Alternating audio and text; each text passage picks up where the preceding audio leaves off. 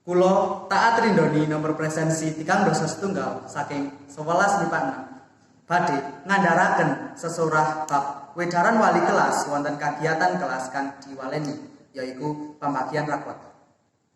Assalamualaikum warahmatullahi wabarakatuh. Bapak Ibu wali murid ingkang bungah saha lare-lare dipun kula tresnani. Boten kraos sampun setunggal semester proses kagiatan wonten sekolah menika kadados. Dinten menika inggih dinten ingkang sampun kita entosi utaminipun lare-lare ugi Bapak Ibu wali murid.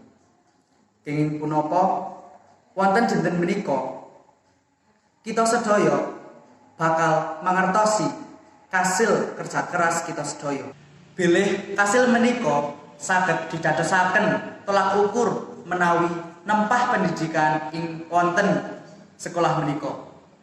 Menawi nilainipun sampun sae, mugi-mugi saged mertahanaken langkung sae malih Bapak Ibu saged mbiyantu lare-larenipun supados mertahanaken nilainipun.